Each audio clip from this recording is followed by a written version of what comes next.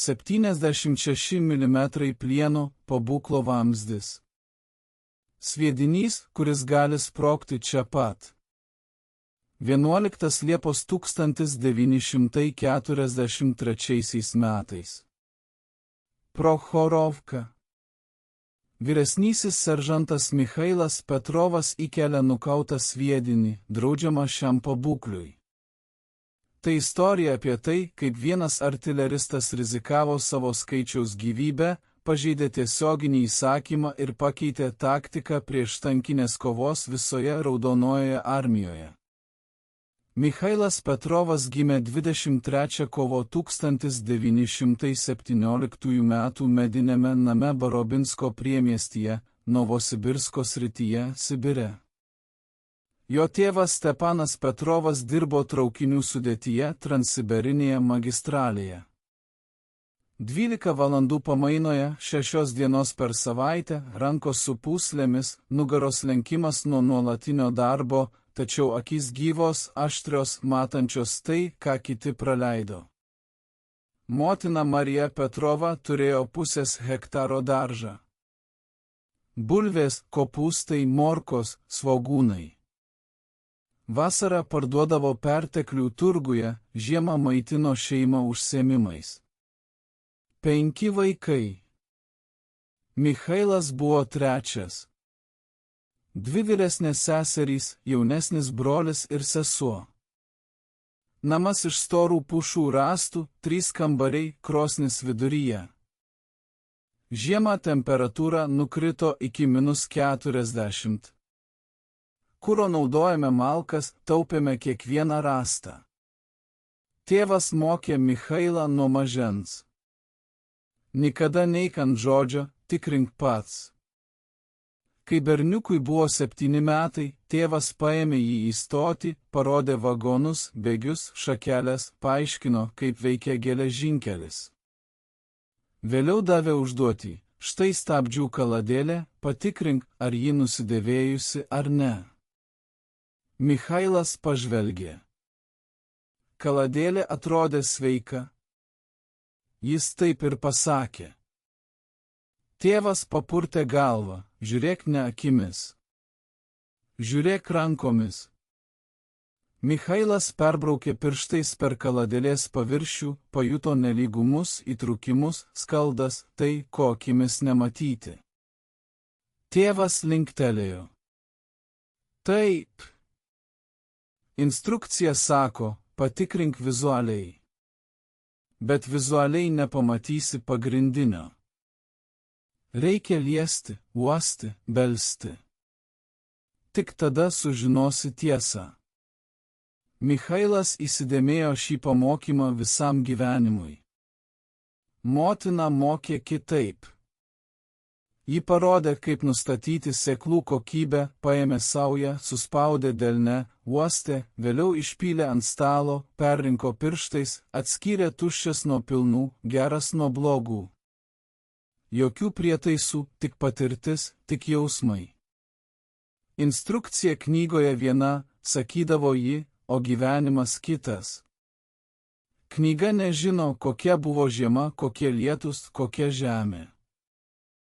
Tu turi žinoti pats. Mokykloje Michailas mokėsi vidutiniškai, nebuvo puikus, bet ir neblogas.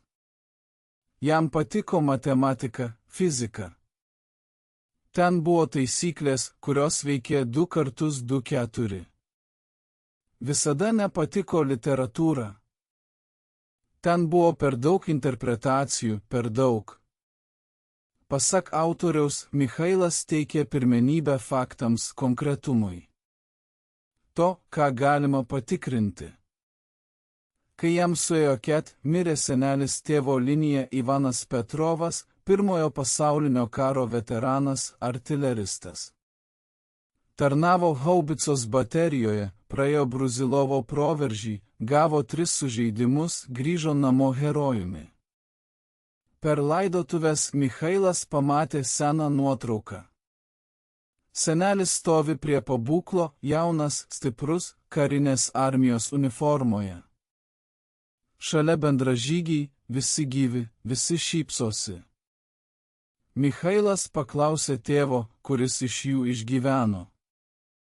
Tėvas atsakė, senelis, tik senelis. Kiti žuvo. Michailas ilgai žiūrėjo į nuotrauką, tada paklausė, kodėl senelis išgyveno, o kiti ne. Tėvas patylėjo, tada pasakė, senelis mokėjo galvoti. Kai vadas įsakydavo šaudyti, senelis pirmiausia galvodavo, kur, kodėl, ar yra prasmė. Jei prasmės nebuvo, šaudydavo pro šalį, taupydamas sviedinius, saugodamas poziciją. Vadas pyko, bet senelis išgyveno, o tie, kurie aklai vykdė įsakymus, žuvo. Michailas prisiminė ir šį pamokymą. Šaukimas 1935. 2035 metais rudenį Michailas buvo pašauktas į Raudonąją armiją. Jam buvo 18 metų. Aukštas, liesas, stiprus nuo darbo darže. Aštrus regėjimas, geras klausimas, greitos rankos. Šauktinis pažvelgė į jį. Eisi į artileriją. Turi gerą akį, tinki taikikliui. Michailas buvo išsiųstas į Tomską artilerijos mokyklą. 3 aukštų mūrinis pastatas miesto pakraštyje. Kazarmose 100 žmonių. 2 lygių lovos, ploni čiužiniai. 1 antklodė žmogui. Žiema šalta, vasara karšta. Tačiau Michailas nesiskundė. Namuose nebuvo geriau. Mokslas prasidėjo nuo teorijos. Balistika, sviedinio skrydžio trajektorija, kėlimo kampas, šaudimo atstumas, pataisos vėjui, pataisos temperatūrai, pataisos vamzdžio nusidėvėjimui. Michailas įsisavino žinias kaip kempinė, bet visada klausdavo, o kodėl būtent taip? Ar galima kitaip? Mokytojai buvo susierzinę. Pagal reglamentą. Taip, nesvarstyk. Bet vienas mokytojas, kapitonas Gromovas, pilietinio karo veteranas, priėjo prie Michailo po užsiėmimų. Teisingai klausi, pasakė jis. Reglamentą rašė žmonės. Žmonės klysta, bet armijoje už klausimus baudžia. Taigi galvok apie save. O garsiai sakyk, kad yra. Drauge kapitone. Michailas linktelėjo. Suprato. Praktinė šaudimo treniruotė prasidėjo 2036 metais pavasarį. Poligonas 50 km nuo Tomsk. Seni šautuvai 1927 metų modelis. 76 mm pulkiniai ginklai. Paprasti, patikimi, bet pasenę. Michailas studijavo kiekvieną detalę. Užsklanda atbulinė sistema, taikymo prietaisai, lafetas, ratai. Pirmąjį šūvį jis atliko 22 balandžio dieną. Taikinys. Medinis skydas 1000 metrų. Michailas įkrovė mokomąjį sviedinį, uždarė užsklandą, nukreipė ginklą, nustatė kėlimo kampą pagal taiklumo sistemą, patikrino, dar kartą patikrino, tada šovė. Atidavimas stūmė ginklą atgal. Triukšmas buvo apakintas. Dūmai uždengė vaizdą. Kai dūmai išsisklaidė, Michailas pamatė, kad sviedinys nuėjo 20 metrų dešiniau taikinio. Instruktorius priėjo. Blogai taikaisi. Michailas papurtė galvą. Aš taikiau teisingai, bet šoninis vėjas 5 metrai per sekundę nunešė sviedinį. Instruktorius nustebo. Ar įvedė į pataisą vėjui? Ne. Instrukcijoje nėra parašyta mokomiems šūviams. Teisingai, bet mūšyje visada įvesk, kitaip praleisi. Antrąjį šūvį Michailas padarė su pataisa vėjui. Pataikė. Trečią. Pataikė. Ketvirtą. Pataikė. Penktą. Praleido. Michailas nustebo, patikrino taikiklių. Viskas teisingai. Patikrino kampą teisingai. Vėjas nepasikeitė. Kodėl praleido? Jis paprašė leidimo apžiūrėti vamzdį. Instruktorius leido. Michailas pažvelgė į vamzdžio kanalą, pamatė suodžius. Likutis sprogstamojo užtaisų nuo ankstesnių šūvių. Tai keitė sviedinio aerodinamiką. Štai priežastis praleidimo. Michailas išvalė vamzdį, padarė šeštą šūvį, pataikė. Mokytojas užrašė, kursantas Petrov, gera šaudymo technika, galvoja protingai. Rekomenduoju jį į artilerijos komandą. Michailas baigė mokyklą 1937 metais jaunesniuoju seržantu. Gavo paskyrimą į Šaulių diviziją vakarų karinėje apygardoje, Baltarusijoje. Tarnyba 1937–1941. Divizija stovėjo prie Minsko. Mokomieji šaudymo pratybos, maršo bėgimai, apkasų kasa, parengimas kareiviams, politiniai užsiėmimai. Michailas vadovavo artilerijos įgulai. 5 žmonės. Taikiklis Vasilijus Korniovas iš Kursko. Įkrovėjas Petras Smirnovas iš Vologdos. 2 padėjėjai Ivanas Tichonovas ir Aleksejus Fedotovas, abu iš Tulos srities. Vežikas Semjonas Gromovas iš Riazano. Michailas kasdien treniravo įgulą. Įkrovimo greitis, taikymo tikslumas, darbas tamsoje, šaudymas iš uždarų pozicijų, šaudymas tiesioginių taikymų, ugnies pozicijos keitimas, artilerijos maskavimas.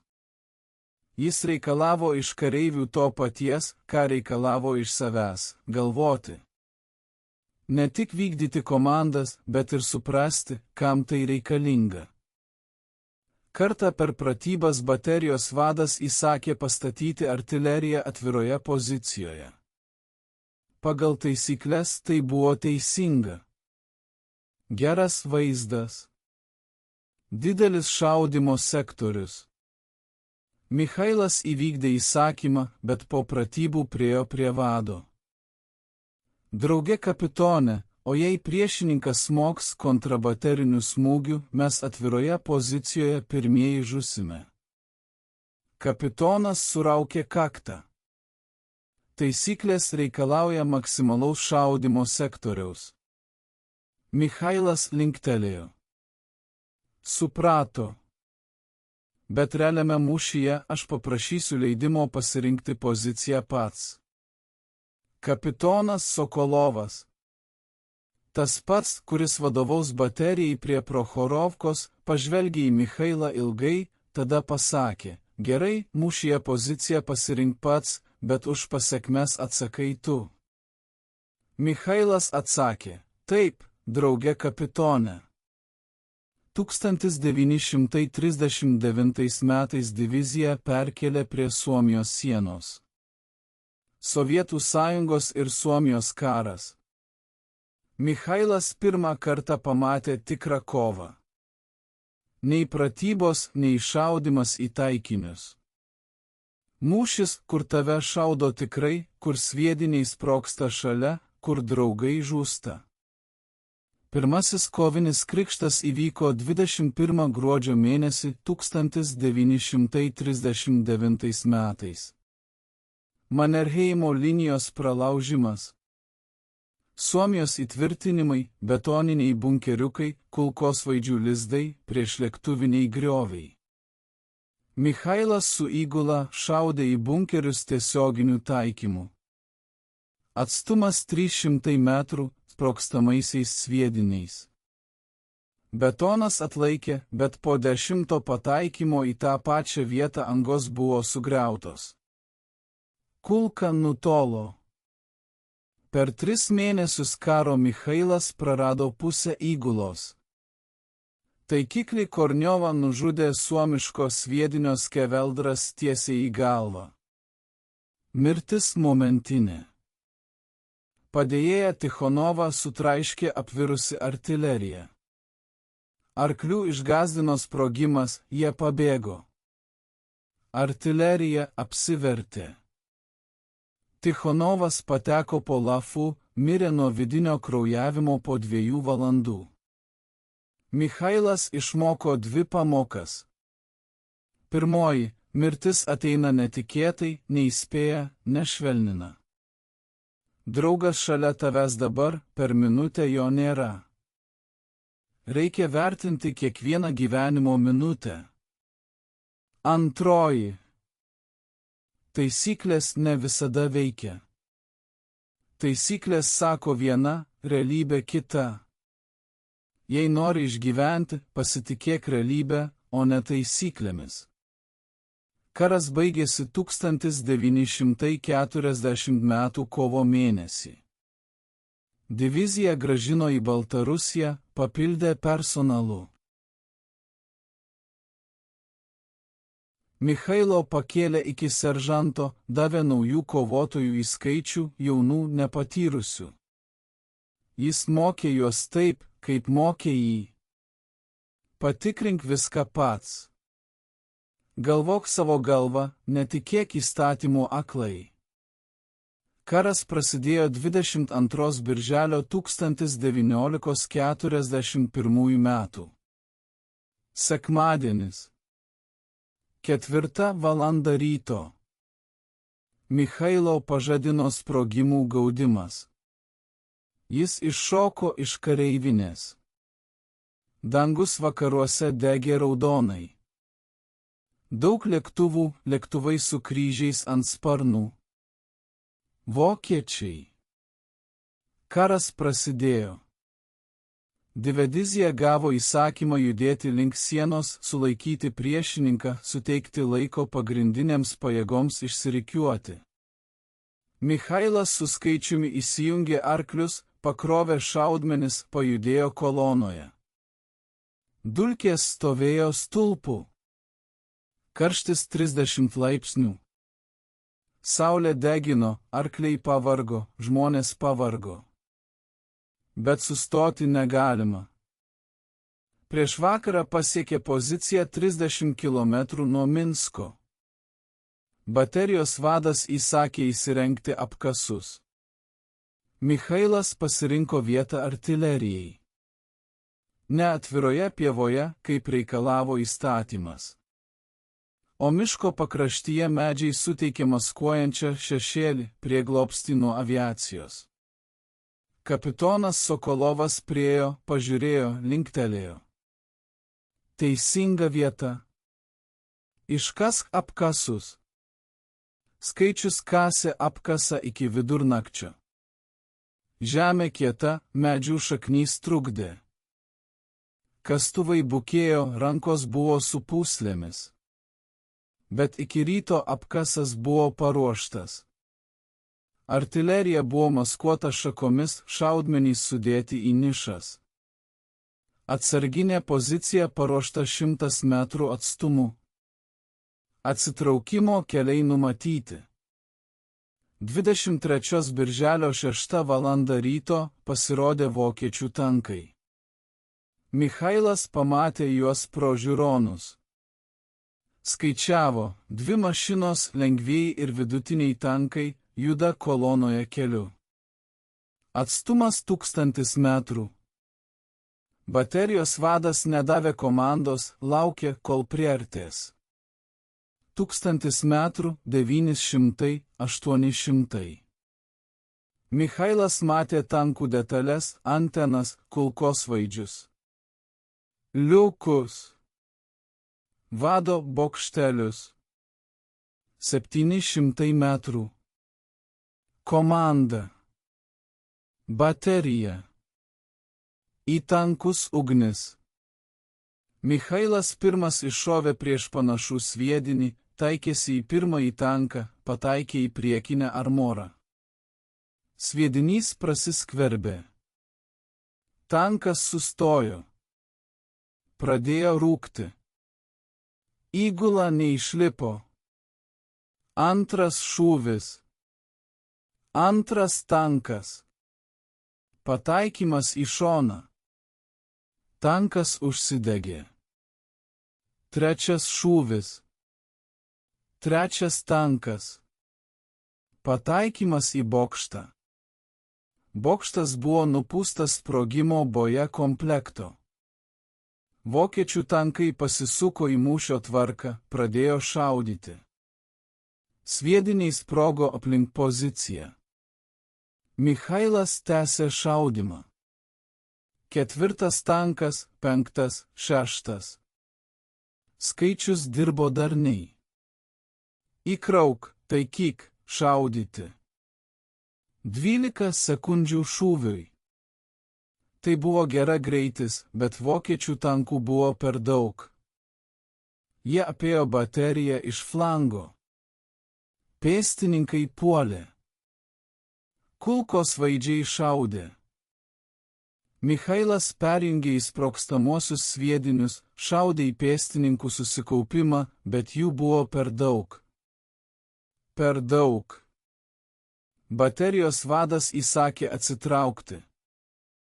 Michailas su skaičiumi greitai atstūmė artileriją į atsarginę poziciją. Vokiečių tankai praėjo pro šalį, nepastebėjo. Michailas leido jiems praeiti, tada smogė į kovinės mašinas šone ir gale. Dar 3 tankus sunaikino. Tada vėl atsitraukė. Taip jis kovojo visą pirmą dieną. Šaudė, atsitraukė. Šaudė, atsitraukė. Prieš vakarą baterija prarado 2 artilerijos įrenginius. Michailas sunaikino 9 vokiečių tankus, iššvaistė 47 sviedinius. Skaičiuje buvo sužeistas įkrovėjas. Šrapnelis į petį. Michailas pats krovė ir taikėsi. Rankos skaudėjo. Petys buvo sumuštas nuo atatrankos, bet jis tęsė. Naktį divizija atsitraukė į Minską. Vokiečiai puolė visame fronte, pralaužė gynybą, apsupo kelias divizijas. Michailas suprato, tai ne Suomija, tai kita karas. Baisesnis, greitesnis, mirtinas. Atsitraukimas. Vasara 1941 metų. Birželis. Liepa. Rugpjūtis. Raudonoji armija atsitraukė. Michailas su divizija nuėjo nuo Minsko iki Smolensko. Kiekvieną dieną kovos, kiekvieną dieną nuostoliai. Vokiečiai puolė tankų smaigaliais, apeidami flangus, apsupdami, sunaikindami. Michailas išmoko kovoti atsitraukiant. Tai ypatingas menas. Reikia sulaikyti priešą, bet nepatekti į apsuptį. Padaryti žalos, bet išsaugoti ginklą. Sunaikinti kelis tankus, tada greitai atsitraukti. Svarbiausia nesigviešti, nesistengti sunaikinti visų. 2-3 tankai ir atsitraukimas, kitaip pats žūsi. Jis prarado dar 3 draugus. Nešika Fedota nušovė tiesioginių vokiečių sviedinio smūgių. Iš jo liko kraujuota uniforma. Daugiau nieko. Jodinėjantį Gromovą sutraiškė vokiečių tanko vikšras. Jie keitė poziciją. Tankas netikėtai išlindo iš miško. Gromovas nespėjo pabėgti. Antrąjį nešiką Petrą Egorovą, atėjusi pakeisti žuvusi Tichonovą, nušovė vokiečių snaiperis. Vienas kulkas į galvą. Michailas juos laidojo pats. Kasant negilias kapavietės, suvyniojo kūnus į palapinės apsiaustą, užkasė, pastatė savadarbius kryžius iš šakų, išėjo neatsigręždamas. Negalima prisirišti prie mirusiųjų. Mirę negrįš. Reikia galvoti apie gyvuosius. Jam duodavo naujų karių, jaunuolių.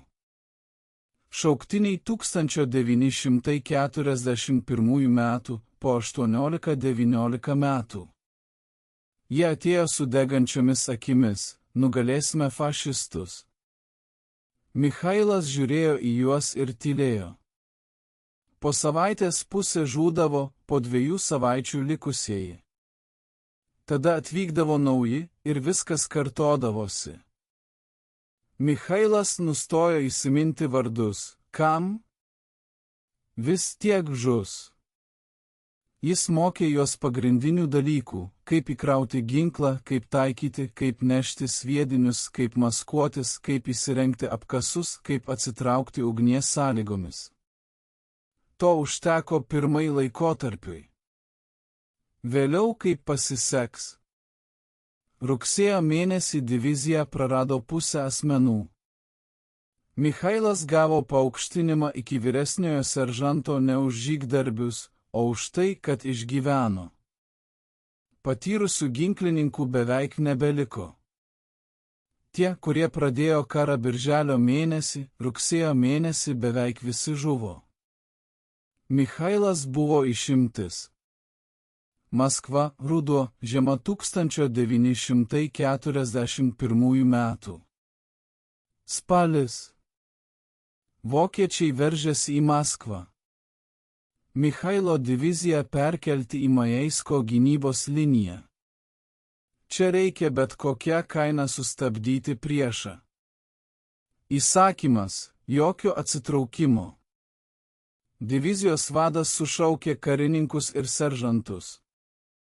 Draugai, už Maskvos atsitraukti nėra, kur jei Maskva kris, karas pralaimėtas.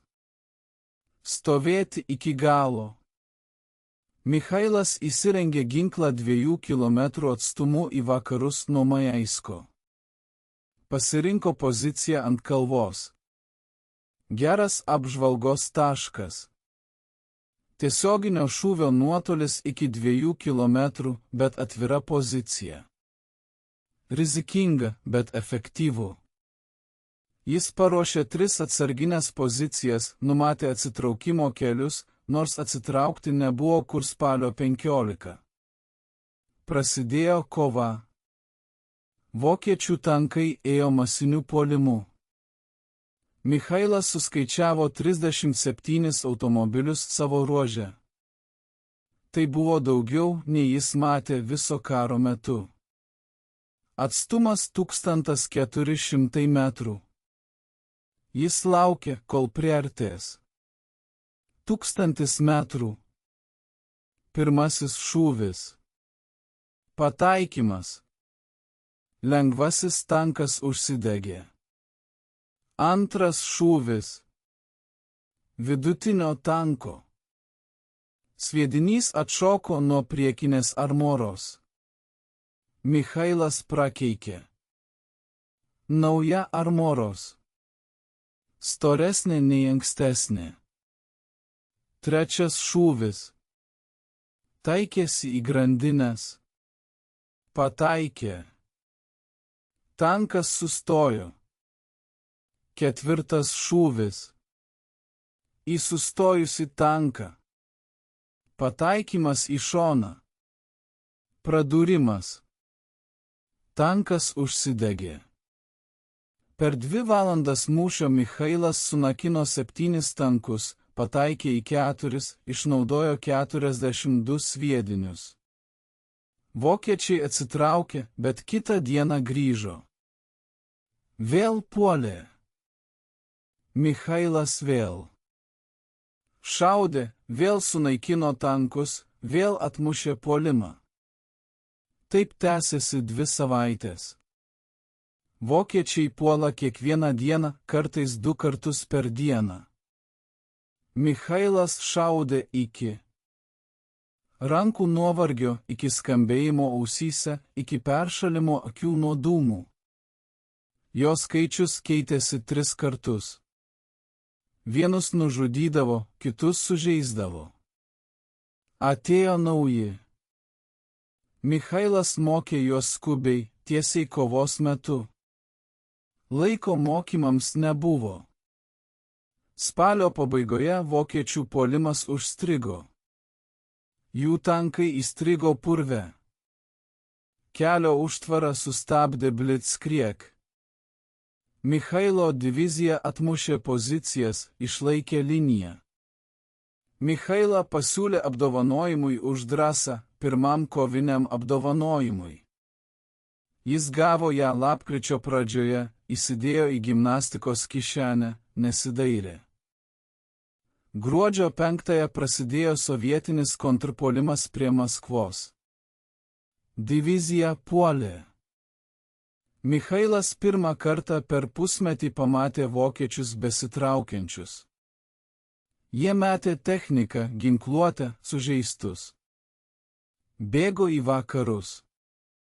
Michailas su skaičiumi sekė, šaudė į atsitraukiančias kolonas, sunaikino pamestus tankus, užbaigė sužeistą techniką. Žiema buvo žiauri, minos. Įrenginiai užšaldavo, tepalas tirštėjo, užraktas užšaldavo. Michailas išmokė skaičių šildyti mechanizmus laužais. Sviediniai buvo laikomi žeminėje. Prieš šaudydami pristatinėjo prie įrenginio. Šaltas sviedinys galėjo užstrigti vamzdyje. Iki 22 metų sausio vokiečius atstūmė nuo Maskvos 150 km. Maskvą apgynė. Michailas gavo jaunesnio leitenanto laipsnį. Oficeriu tapo iš sargybinių už kovines nuopelnus. Jam buvo suteiktas naujas įrenginys – 76 mm divizioninė artilerija ZIS-3, paskutinis projektas geriausia prieštankinė artilerija Raudonosios armijos. Jei šis faktas tave palietė taip pat stipriai, kaip ir patį Michailą, likę parodys, kad tokių istorijų turėtų būti daugiau. Tęsime. Rževas. Pavasaris. Rudo 1942 metų. Rževski išsikišimas. Mėsos malūnas. Taip vadino šį fronto ruožą. Čia vokiečiai sukūrė galingą gynimo sistemą, sustiprintus rajonus, minų laukus, gilius kelis kilometrus, vielos barjerus, betoninius bunkerius, prieštankinius griovius, kulkosvaidžių lizdus kiekviename aukštumose. Raudonoji armija puolė, atakavo, atsitraukė, vėl puolė. Vokiečiai laikėsi, kontratakavo, atstūmė sovietų dalis atgal. Nuostoliai buvo dideliai abiejose pusėse. Michailas kovojo po Rževu 7 mėnesius. Patys sunkiausi 7 mūšio mėnesiai. Čia jis išmoko šaudyti į įtvirtinimus. Tai ypatinga meno forma. Dota reikalauja tiesioginio pataikymo į angą. Nukrypimas per pusę metro ir sviedinys bevertis. Betonas atsilaiko. Reikia juvelyrinės tikslumo. Atstumas 340 metrų, kitaip nepradursi. Michailas sukūrė savo taktiką. Pirmasis sviedinys, pataikymo, sprogstamasis, sprogo šalia bunkerio. Pagal žemės iškilimą Michailas koreguoja taikiklį. Antras sviedinys, šaudantis per sienas, tiesiai į šaudymo angą. Jei pataikė, bunkeris sunaikintas. Jei nepataikė, trečias sviedinys. Ketvirtas. Penktas. Iki tol, kol pataikys. Per 7 mėnesius Michailas sunaikino 23 vokiečių bunkerius. Tai buvo rekordas divizijoje. Jo artilerija tapo geriausia pagal šaudymo efektyvumą.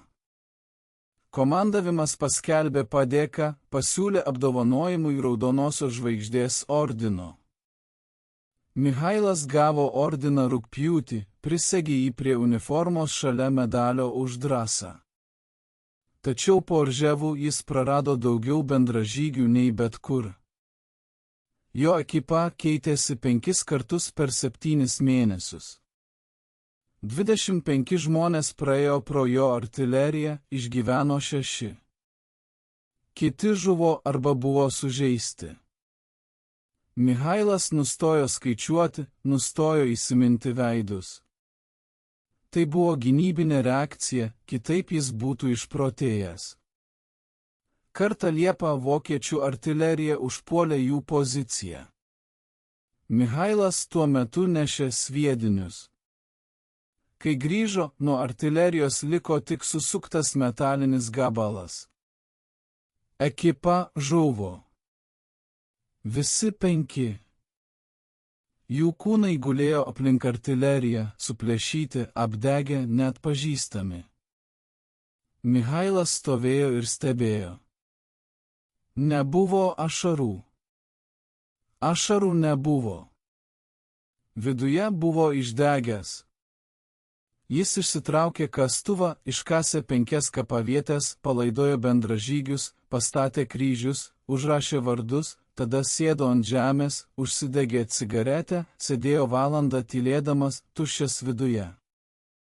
Prie jo priėjo kapitonas Sokolovas, baterijos vadas, atsisėdo šalia, tylėjo, tada pasakė: Michailai, tu gali paprašyti atostogų dėl sužeidimo ar ligos. Pailsėsi, grįši per mėnesį. Michailas linktelėjo galvą. Ne, bendražygi kapitone, kas šaus? Jauni nežino, kaip. Juos reikia mokyti, o mokyti nėra kam, išskyrus mane. Sokolovas supratingai linktelėjo. Jis taip pat buvo iš tų, kurie pradėjo karą šauktiniu, taip pat prarado daug bendražygių, taip pat neverkė, negalėjo. Jie sėdėjo šalia, rūkė, tylėjo, be žodžių suprato vienas kitą. Jam davė naują artileriją, naują ekipą. Jauni vaikinai iš Sibiro. Šauktiniai 42 metų. Michailas mokė juos taip pat, kaip ir ankstesnius, greitai, griežtai, reikalaujančiai, be sentimentalumo. Kai kurie įsižeidė, laikė jį šaltu, piktu. Bet tie, kurie klausė, išgyveno. Tie, kurie neklausė, žuvo. Statistika žiauri, bet sąžininga. Iki spalio puolimas po Orževų sustojo. Frontas stabilizavosi. Divizija buvo išvesti į rezervą, papildyta, gavo naują techniką. Michailas buvo paaukštintas iki leitenanto. Jis tapo priešlėktuvinių pabūklų skyriaus vadu. 3 pabūklai, 15 žmonių. Charkovas, žiema. 12 metų pavasaris. Žiemą diviziją perkelti į Voronežą. Ruošėsi operacijai išlaisvinti Charkovą. Michailas studijavo vietovę, skaitė žvalgybos ataskaitas, analizavo vokiečių taktiką, suprato, kad bus sunku. Vokiečiai neatiduos Charkovo be kovos. Puolimas prasidėjo vasarį. Sovietų kariuomenė pralaužė gynybą, išlaisvino Charkovą. Michailas su skyriaus parama palaikė pėstininkus, sunaikino vokiečių šaudymo taškus, slopino kulkosvaidžių lizdus, sunaikino bunkeriais. Per savaitę kovų kuopa sunaudojo 230 šaudmenų, sunaikino 11 doto, numalšino 17 kulkosvaidžių taškų. Tačiau vokiečiai ruošė kontrataką. Kovo mėnesį jie smogė tankų divizijomis. Nauja technika, vidutiniai tankai su sustiprinta apsauga, savaeigis artilerijos pabūklas. Tankus palaikė aviacija, Junkersai bombardavo sovietų pozicijas, Mr. Šmitai šturmavo pėstininkus. Michailas pirmą kartą susidūrė su naujais vokiečių tankais. Vidutiniai tankai su priekinės apsaugos storumu 67 mm. Šaudmenys nuslydo, nepradūrė. Michailas bandė šauti į šonus. Ten apsauga plonesnė. 40–50 mm buvo galima pradurti. Bet vokiečiai tai žinojo. Atakavo iš priekio, apsaugojo šonus pėstininkais. Per 3 dienas kovų kuopa Michailo sunaikino 6 tankus, prarado 1 pabūklą, sunaudojo 150 šaudmenų. Tai buvo prasta efektyvumas. 25 šaudmenys vienam tankui. Anksčiau pakakdavo 5. Nauja apsauga keitė viską. Vadovybė įsakė trauktis. Charkovą vėl užėmė vokiečiai. Michailas traukėsi su kovomis, šaudė iš pasalų, naikino atskirus tankus, vėlavo puolimą, bet sustabdyti negalėjo. Vokiečių buvo per daug, technikos per daug, aviacijos per daug. Iki balandžio fronto linija stabilizavosi 100 km atstumu į rytus nuo Charkovo. Divizija atitraukė į užnugarį, papildė. Michailas buvo pakeltas iki vyresnio leitenanto. Jam buvo suteiktas 4 pabūklo komanda. 20 žmonių po jo vadovavimu. Jis pirmą kartą pajuto nuovargį, ne fizinį, o moralinį. 2 metai karo, 200 kovų, 1000 šūvių, 100 žuvusių vokiečių, 10 žuvusių draugų. Ir galo nematyti. Vokiečiai vis dar stiprus, vis dar puola, vis dar laimi atskiruose fronto ruožuose. Ruošimasis Kursko duobei gegužė, birželis 1943 metais. Pavasarį divizija sutelkė Kursko rajone. Žvalgyba pranešė, vokiečiai ruošia didelę ataką. Operacija Citadelė. Tikslas – apsupti sovietų pajėgas Kursko iškyšulyje, sunaikinti jas, pakeisti karo eigą. Vadovybė įsakė ruošti gilę, išdėstytą gynybą. 3 linijas, kiekviena 5–7 km gylio. Priešlėktuvinės duobės, minų laukai, vielos užtvarai, doto, dzoto, tranšėjos, komunikacijos keliai. Michailas su kuopa kasė įtvirtinimus 2 mėnesius, nuo gegužės iki birželio. Kiekvieną dieną po 10–12 valandų. Tranšėjos pabūklams, užuovėjos skaičiavimams, bunkerių ginkluotei, atsarginės pozicijos, atsitraukimo keliai, šaudmenų tiekimo keliai. Jis asmeniškai rinkosi pozicijas, nepasitikėjo žemėlapiu, vaikščiojo po apylinkės, žiūrėjo iš skirtingų taškų, įsivaizdavo, kaip eis vokiečių tankai. Iš kur geriau šauti, kur geriau trauktis.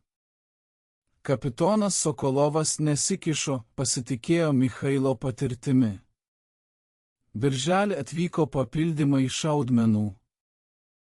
Kuopa gavo 140 šaudmenų pabūklui, priešlėktuvinių, sprogstamųjų, mažo kalibro, kumuliatyvinių. Michailas atkreipė dėmesį į paskutinius. Kumuliatyvūs šaudmenys bei 350 metrų raudonai pažymėtose dėžutėse. Su įspėjimu 40 mm priešlėktuvinėms patrankoms naudoti kitose pabūklose draudžiama. Michailas paklausė sandėlio vadovo, o kodėl draudžiama? Tas tik pečiais gūžtelėjo. Tokios instrukcijos, sakoma, kad kitose patrankose sprogsta vamzdyje. Pavojinga. Michailas paprašė parodyti dokumentaciją. Vadovas ištraukė aplanką. Michailas skaitė valandą, nagrinėjo sviedinio charakteristikas, konstrukciją, veikimo principą. Kumuliacinis sviedinys veikė ne kaip įprastas peršovimo sviedinys. Įprastas peršovė armiją kinetinę energiją. Kuo greičiau skrenda, tuo stipriau peršovė. Kumuliacinis veikė kitaip. Prieš sprogimą susiformuodavo siaura karšto metalo srovė. Ši srovė peršovė armiją nepriklausomai nuo sviedinio skrydžio greičio. Srovės temperatūra 3000 laipsnių, slėgis milijonai atmosferų.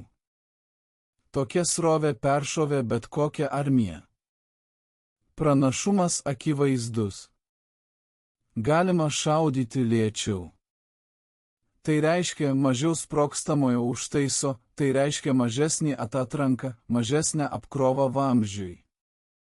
Bet kodėl tada draudžiama naudoti ZS-3? Michailas rado paaiškinimą užraše raudonų pieštukų. ZS-3 turi galingesnį sprogstamojo užtaiso užtaisą nei 45 mm patranka.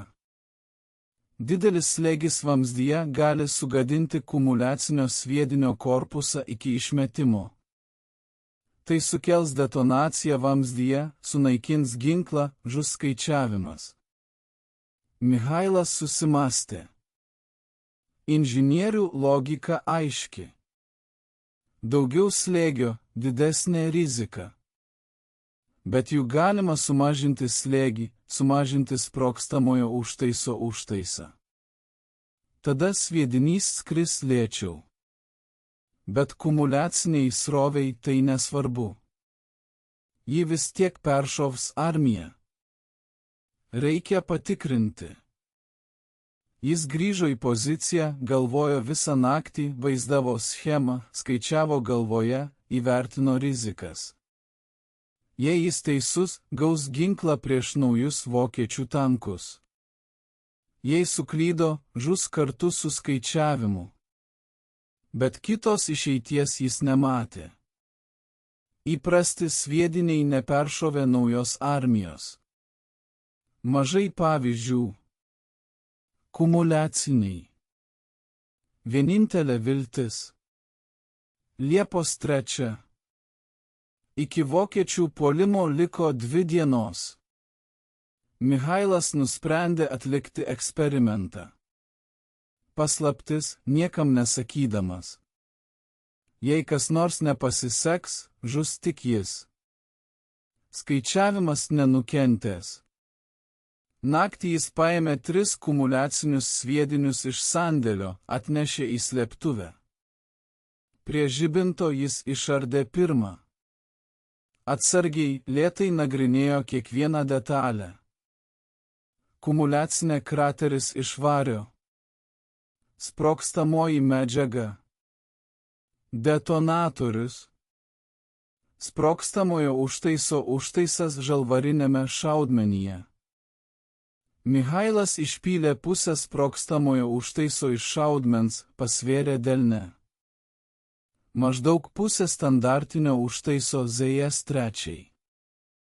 To turėtų pakakti, kad sviedinys nuskridėtų iki tikslo iki kilometro atstumu. Bet slėgis vamzdyje bus mažesnis. Saugiau.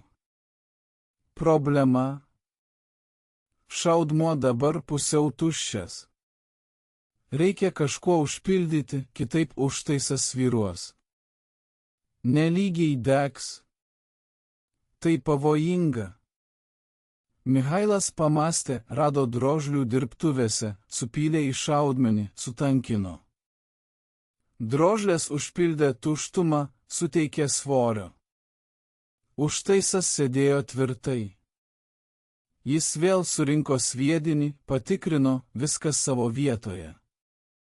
Išoriškai nesiskiria nuo įprasto, tik lengvesnis. Bet to nepastebima. Michailas paruošė dar 2 sviedinius. Tokiu pačiu būdu juos paslėpė atskirame dėkle, pažymėjo kreidą. Ypatingi. Liepos 4. Baterijos vadas įsakė atlikti mokomosius šaudymus, patikrinti ginklų paruoštumą, įsitaikyti. Taikiniai sužeistų vokiečių tankų liekanos. Jų pakako Kursko lauke pavasario mūšiuose. Michailas pamatė savo šansą. Jis paėmė vieną ypatingą sviedinį, pasakė komandai, tai naujas tipo šaudmenys. Testuojame. Komanda neklausė. Buvo įpratę pasitikėti vadu. Michailas pasirinko taikinį. Vidutinio tanko korpusas Panzer IV. Atstumas 400 metrų. Priekinė armorija 50 mm. Jis asmeniškai įkrovė sviedinį ir uždarė užraktą. Komanda atsitraukė. Michailas liko vienas prie patrankos. Jei sviedinys detonuos vamzdyje, nukentės tik jis. Jis nukreipė patranką, pasitaikė. Kryžius ant tanko korpuso, ranka ant gaiduko. Sekundė tylos. Michailas pagalvojo, o jei inžinieriai teisūs? Gal sviedinys sprogs? Gal tai paskutinė gyvenimo akimirka? Jis pažvelgė į dangų, švarų mėlyną.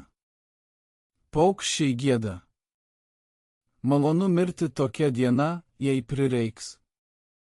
Jis paspaudė gaiduką. Šūvis. Garso lygis tyliau nei įprasta. Mažesnis užtaisas, mažiau triukšmo. Atitinkamas silpnesnis. Michailas nenukrito atgal, kaip įprasta. Sviedinys skrido į taikinį, lėčiau nei įprasta, bet skrido, nes sprogo vamzdyje. Pataikymas, sprogimas, dūmai. Michailas palaukė, kol dūmai išsisklaidys, tada pribėgo prie taikinio. Tai, ką jis pamatė, atėmė kvapą. Priekinėje tanko armorijoje buvo didelė skylė, dydžio kumštis. Lygi, apvali. Kraštai nusilpę. Kumuliacinė srovė prasiskverbė per plieną, pramušė 50 mm armoriją kaip kartoną.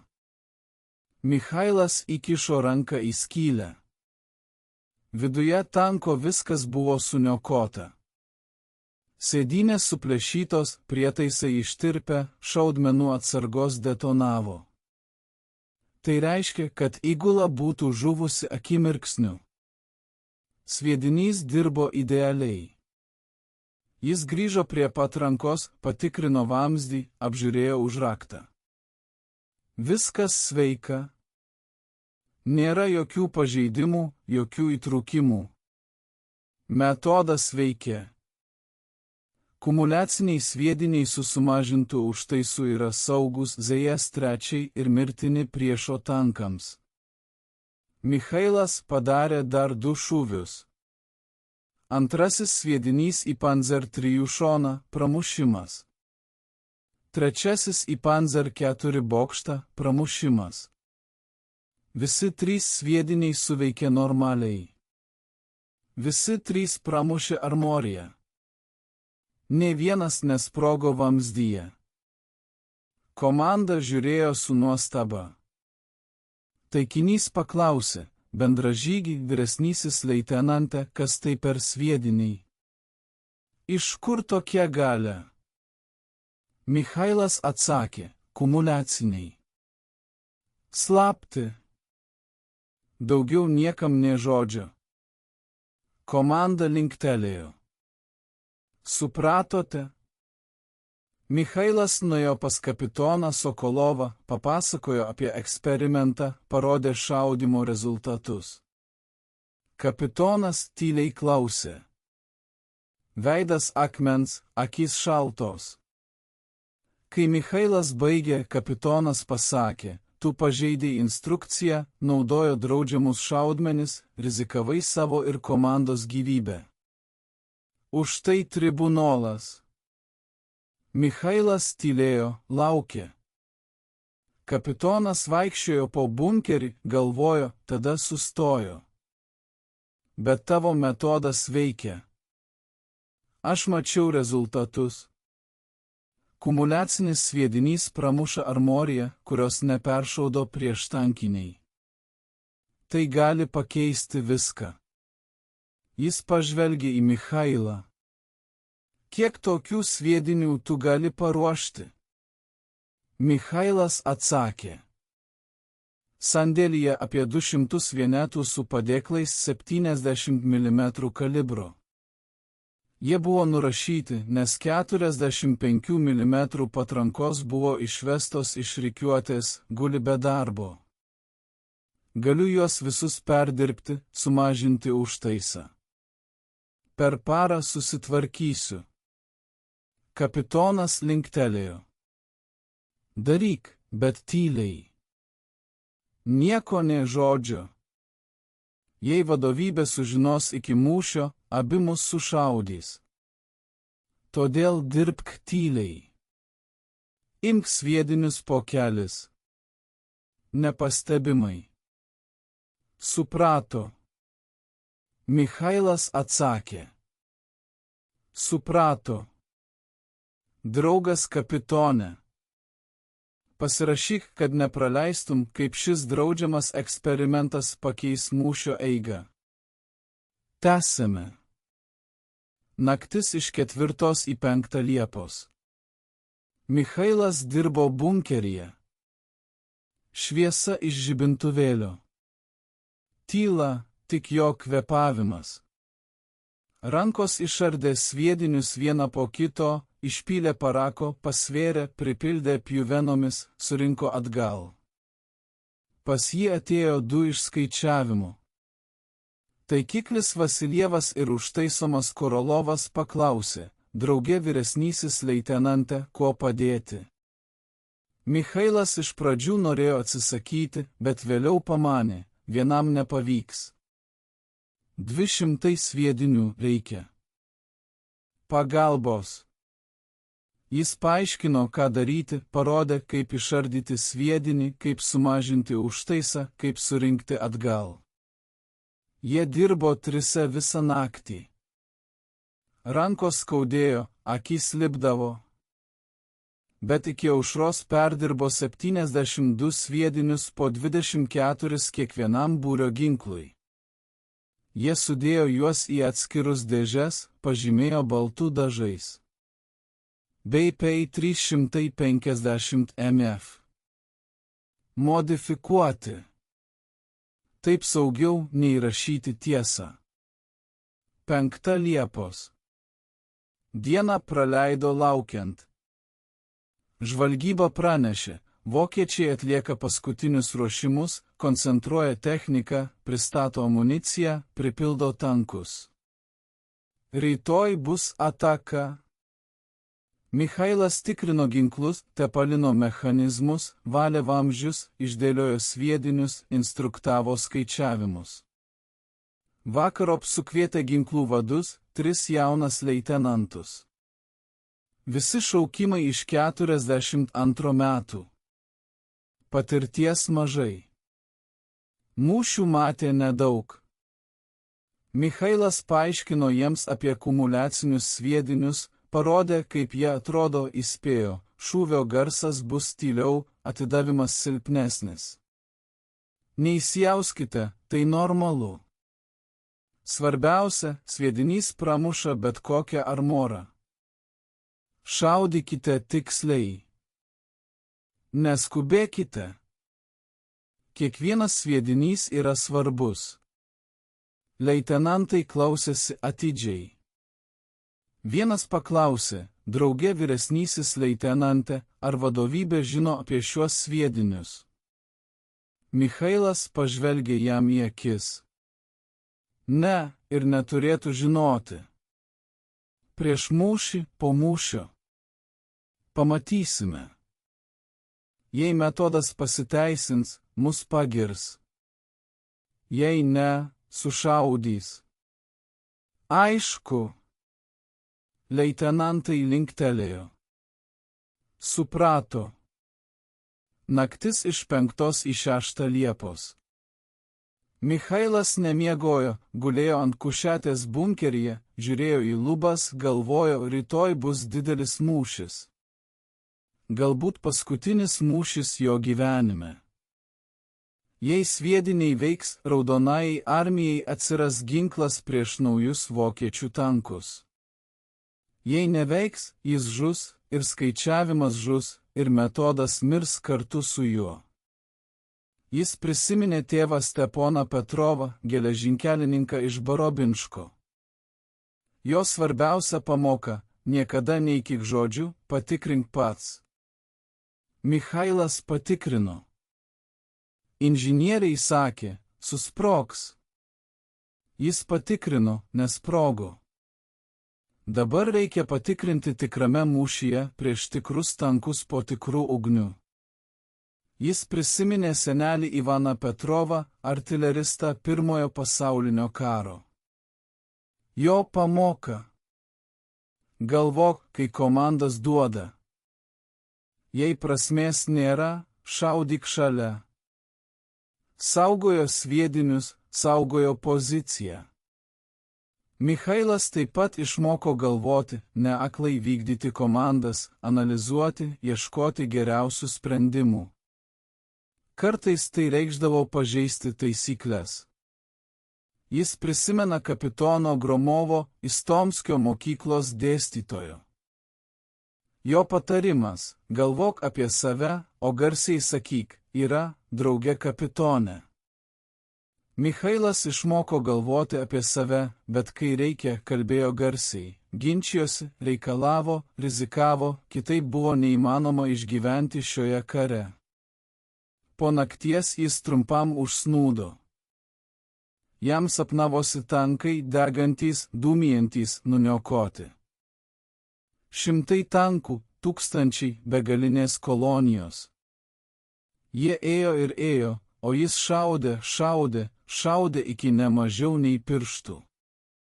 Iki skambėjimo ausyse, iki tamsos akyse. 4 valandą ryto. Michailą pažadino budintis. Draugas vyresnysis leitenantas kapitonas Sokolovas įsakė keltis. Vokiečiai pradeda artilerijos paruošimą per valandą. Michailas pašoko, nusiprausė šaltų vandenių iš termos, suvalgė gabalą juodos duonos, užgėrė arbatą iš katilo, apsirengė, patikrino ginklus, teitė pistoletas, 8 šoviniai dekle, 1 šovinys šovinyje. Jis išėjo iš bunkerio. Rytų danguje šviesėjo, rūkas slinko per lauką. Oras šviežias, vėsus. Paukščiai giedojo. Atrodė, kad karo nebuvo, atrodė, kad prieš akis ne mirtis, o paprastas rytas. Taikus, ramus. Michailas apėjo skyriaus pozicijas. 3 pabūkai, 12 žmonių įgulos. Visi savo vietose, visi pasiruošę. Patikrino amuniciją. Kumuliatyviniai sviediniai gulėjo atskirai. Balta žymė ant dėžių. Patikrino pabūką. Vamzdžiai švarūs, užtaisai sutepti, taikikliai sureguliuoti. Viskas paruošta. 55 minutės. Pradėjo vokiečių artilerijos paruošimas. dangus sprogdinamas triukšmo. Sviediniai sprogo visoje gynybos linijoje. Michailas gulėjo priedangoje, skaičiavo sprogimus. 308 per pirmas 5 minutes. Žemė drebėjo, oras ūžė, skeveldros švilpė virš galvos. Vienas sviedinys nukrito 10 metrų atstumu nuo bunkerio. Sprogimo banga numetė Michailą prie sienos. Galva trenkėsi į rąstus, akyse patamsėjo, ausyse suskambo. Jis gulėjo kelias sekundės, tada pakilo, patikrino save. Sveikas, nesužeistas. Rankos, kojos juda, galva sukasi, bet tai praeis. 60 minutės. Artilerijos apšaudymas baigėsi. Atėjo tyla, baisi po triukšmo. Michailas išlipo iš priedangos, patikrino pabūką. Vieną uždengė šakos nuo sprogimo, greitai išvalė. Antras sveikas. Trečias lengvi pažeidimai atatrankos įrenginyje. Ištaisė per 3 minutes. Įgulos užėmė pozicijas. Michailas stovėjo prie savo pabūklo. Taikiklis Vasiljevas dešinėje, įkrovėjas Korolovas kairėje. Padėjėjai prie dėžių su sviediniais. Visi tylėjo, laukė. Žiūrėjo į priekį į rūką. Iš kur atvyks vokiečių tankai? 6:20. Iš rūko pasirodė siluetai. Michailas pakėlė žiūronus. Tankai, daug tankų. Jis pradėjo skaičiuoti 10, 20, 30, 40. Skaičiavo toliau 50, 60, 70, daugiau nei jis matė kada nors. Visa tankų divizija. Sunkus tigrai priekyje. Juos lengva atpažinti. Masyvūs, kampuoti. Ilgi vamzdžiai 88 mm artilerijos. Priekinė armor 100 mm. Neįveikiamas didžiai daliai sovietinių pabūklų. Už jų panterų vidutiniai naujo tipo tankai. Lygus armor 80 mm priekinėje dalyje. Ilgi vamzdžiai 72 mm artilerijos taip pat labai pavojingi. Toliau įprasti panceriai. 3 ir 4 modelių. Senos technikos, bet jos daug. Flanguose lengvi tankai, žvalgyba, apsauga. Už tankų pėstininkai ant šarvuočių, motociklininkai, sunkvežimiai su amunicija. Michailas nuleido žiūronus, pažvelgė į kapitono Sokolovo. Jis stovėjo komandinėme punkte, žiūrėjo į stereotrubą. Veidas ramus, bet Michailas matė įtampą pečių raumenyse, suspaustose kumščiuose. Kapitonas taip pat suprato, kad dabar sprendžiasi viskas. Atstumas 1500 metrų. Baterijos vadas nedavė komandos, laukė. Tankai judėjo tankiu srautu, vikšrai griaudėjo, varikliai ūžė, žemė drebėjo nuo jų judėjimo. 1400 metrų, 1300. Michailas matė tankų detalės. Antenos linguojasi, liukai uždaryti, kulkos vaidiniai išsikišę iš priekinio plokštės. Komandai bokštuose, žiūri į žiūronus, ieško sovietų pozicijų. 1100 metrų, 1000 metrų, 900. Kapitonas Sokolovas pakėlė ranką. Michailas įsitempė. Nukreipėjas padėjo ranką ant nukreipimo ratų. Įkrovėjas pasiruošė tiekti sviedinius. 800 metrų. 750. Kapitono ranka nusileido. Baterija. Į tankus. Ugnis. Michailas šovė įprastų šarvamušių sviediniu. Taip buvo saugiau. Pirmas šūvis. Taikomosios patikra. Taikėsi į pirmąjį tigrą. Atstumas 720 metrų. Šūvis, trenksmas, atatranka, dūmai. Sviedinys skrido į tikslą, pataikė į priekinę armiją. Smūgio kibirkštis. Sviedinys atšoko. Tankas tęsė judėjimą.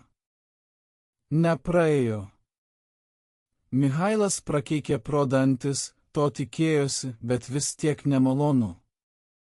Įprasti šarvamušiai beverti prieš tigrius. Jis sušuko įkrovėjui.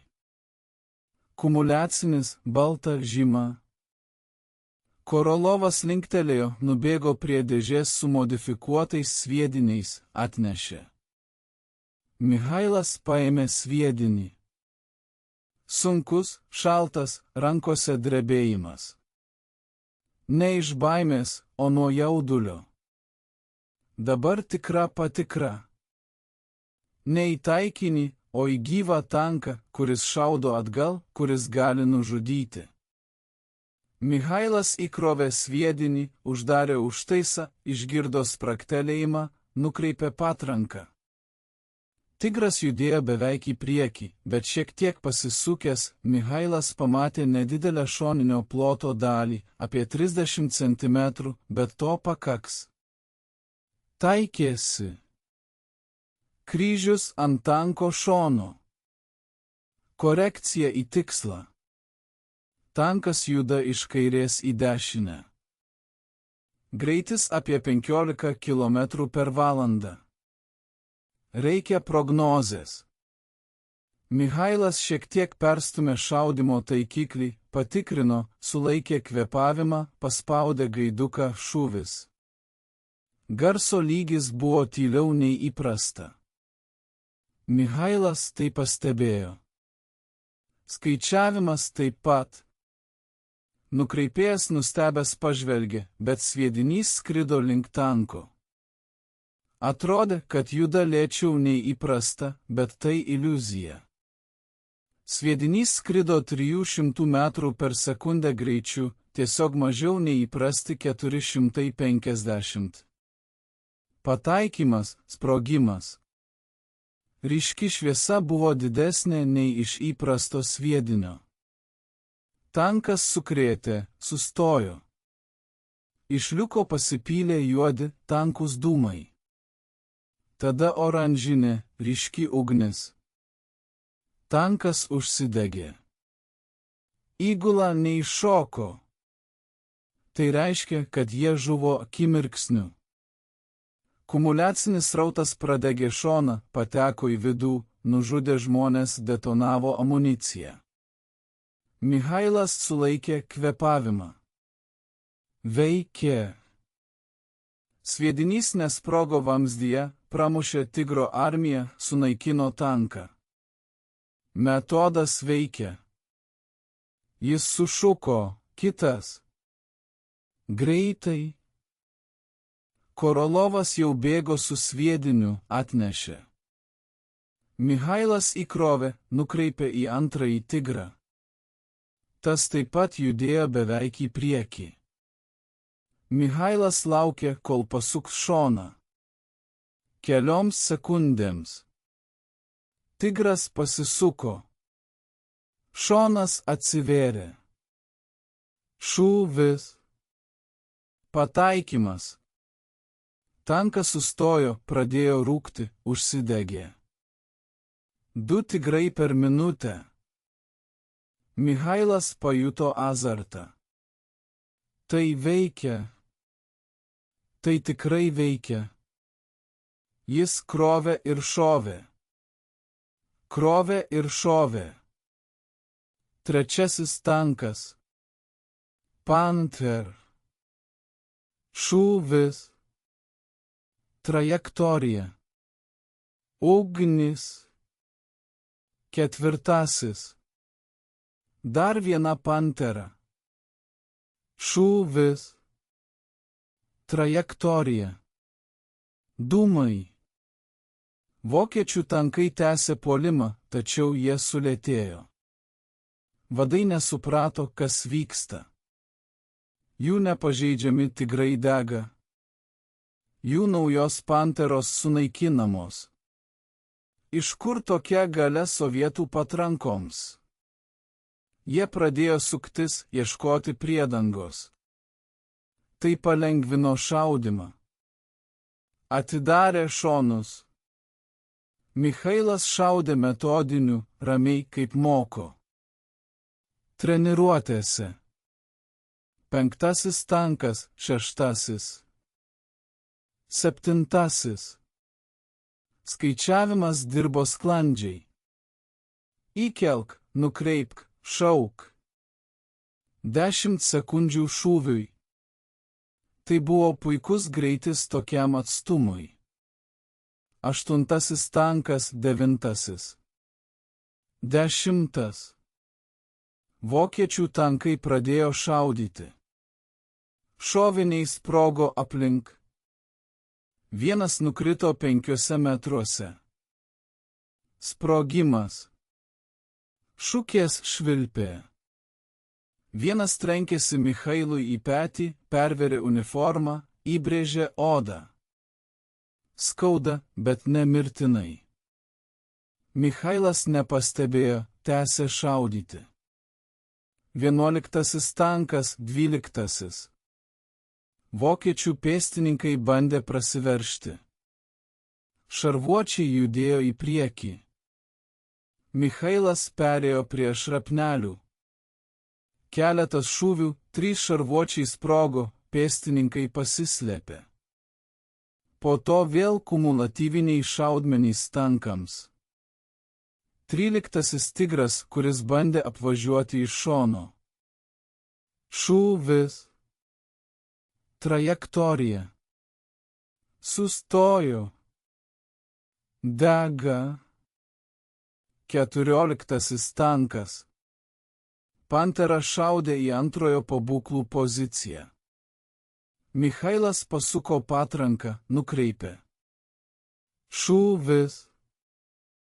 Trajektorija į bokšto šoną. Tankas nutolo. Dūmai ėmė kilti iš liuko. Įgula iššoko, pabėgo atgal. Michailas pažvelgė į laikrodį. 6:52. Na, praėjo 20 minučių nuo mūšio pradžios. Jis iššvaistė ket 14 kumuliatyvinių šaudmenų. Ket 14 pataikymų, ket 14 sunaikintų tankų, nė vieno nepataikymo, nė vieno detonavimo vamzdyje. Metodas veikė puikiai. Vokiečių tankai pradėjo trauktis. Išgyvenusios mašinos sušoko, traukėsi atgal į miglą. Michailas suskaičiavo 16 tankų. Dar kelios dešimtys degė lauke. Ne tik nuo jo pabūklų. Visa baterija šaudė. Kitos kuopos taip pat naudojo modifikuotus kumuliatyvinius šaudmenis. Rezultatas buvo nuostabus. Kapitonas Sokolovas pribėgo prie pabūklo. Veidas sujaudintas, akys švyti. Michailas, kiek sunaikinai? Michailas atsakė, ket 14, drauge kapitone, visi kumuliatyviniai. Sokolovas sugriebė jį už pečių. Ket 14 per 20 minučių. Tai neįtikėtina. Michailas linktelėjo. Metodas veikia, drauge kapitone. Nė vieno sprogimo vamzdyje. Sokolovas atleido jį, pažvelgė į degančius tankus, po to į Michailą. Ar supranti, ką padarei? Tu randi būdą sustabdyti jų naujus tankus, tigrai, panteros, nepažeidžiamos mašinos, o tu juos sunaikini kaip konservų skardines. Michailas pavargusiai nusišypsojo. Paprasčiausiai patikrinau teoriją praktiką, drauge kapitone, kaip mokė tėvas. Sokolovas įsakė Michailui eiti su juo pas pulko komandirą. Pulkininkas Ivanovas stovėjo štabo punkte, nagrinėjo mūšio rezultatus. Veidas rimtas. Kai jie priėjo, jis apsisuko. Kapitonas Sokolovas, praneškite. Sokolovas pranešė apie rezultatus, apie modifikuotus kumuliatyvinius šaudmenis, apie 14 sunaikintų tankų vienu pabūklu. Ivanovas klausėsi tyliai, po to pažvelgė į Michailą. Vyresnysis leitenantas Petrov, jūs naudojote draudžiamus šaudmenis, modifikavote sviedinius be komandavimo leidimo, rizikavote skaičiavimo gyvybę. Tai grubus pažeidimas disciplinos, suprantate? Michailas stovėjo tiesiai. Suprantu, draugas pulkininkė, Ivanovas tęsė, pagal įstatymą turiu perduoti jūs kariuomenės prokurorui. Tribunalas, kaltinimas dėl įsakymo pažeidimo kovinėje situacijoje, savavališko draudžiamo ginklo naudojimo, gyvybės pavojus pavaldiniams. Bausmė, sušaudymas. Michailas tylėjo, laukė, žinojo, kad bus tęsinys. Ivanovas patylėjo, tada pasakė, bet jūs sunaikinote 14 priešų tankų, sutrukdėte visos tankų divizijos ataką, išgelbėjote diviziją nuo puolimo gynimo, radote efektyvų ginklą prieš naują vokiečių techniką, jis priėjo artimiau. Aš apie tai pranešiu komandai. Jie nuspręs jūsų likimą. Iki sprendimo jūs būsite suimtas. Ginklas atiduoti. Kapitonas Sokolovas, užtikrinkite apsaugą. Michailą nuvedė į bunkerį, užrakino. Sargybinis prie durų. Jis atsisėdo ant narų, išsitraukė tabaką, užsidegė. Galvojo apie tai, kas įvyko. Metodas pasiteisino. 14 tankų sunaikinta. Ataka atremta. Bet dabar jį gali sušaudyti už įsakymo pažeidimą. Ironija likimo. Vakarop atėjo kapitonas Sokolovas, atnešė duonos ir troškinių, atsisėdo šalia. Komanda studijuoja tavo metodą. Išsiuntė užklausą į pagrindinį artilerijos valdžios skyrių. Laukia inžinierių. Jie atliks bandymus. Michailas linktelėjo. Suprato, kiek laukti. Sokolovas pakratė pečius. Nežinau, gal dieną, gal savaitę. Michailas baigė troškinį, užgėrė vandeniu iš flaskos, paklausė, o jei inžinieriai patvirtins, kad metodas pavojingas, kad aš rizikavau veltui, Sokolovas pažvelgė į akių. Tada sušaudys, bet aš tuo netikiu. 14 šūvių, nė vieno sprogimo. Tai ne atsitiktinumas, tai dėsningumas. Metodas saugus. Tiesiog inžinieriai per daug atsargus. Jis atsistojo, ruošėsi išeiti prie durų, apsisuko. Žinai, Michailai, aš tarnauju 20 metų, mačiau daugybę karininkų. Vieni aklai vykdo įsakymus, kiti juos ignoruoja. Ir vieni, ir kiti yra blogi vadai. Geras vadas žino, kada pažeisti įsakymą. Dėl pergalės, dėl žmonių. Tu toks. Todėl aš rizikavau kartu su tavimi. 12 Liepos. Vokiečiai tęsė puolimą kitose vietovėse. Po Prochovką vyko didžiausia karo tankų mūšis. šimtai tankų iš abiejų pusių. Triukšmas nesiliovė, dangus juodas nuo dūmų. Michailas sėdėjo po areštų, klausėsi mūšio garsų, norėjo būti ten, šaudyti, sunaikinti tankus, bet negalėjo. 13 Liepos atvyko komisija. 3 inžinieriai iš pagrindinio artilerijos valdymo. Vyresnysis majoras Kuznecovas, ordinų savininkas, veteranas, protingos akys. Jie tardė Michailą 3 valandas, uždavinėjo klausimus. Techninius detalius, kaip sumažino užtaisą, kiek pūkų pašalino, kuo užpildė, kaip apskaičiavo saugumą.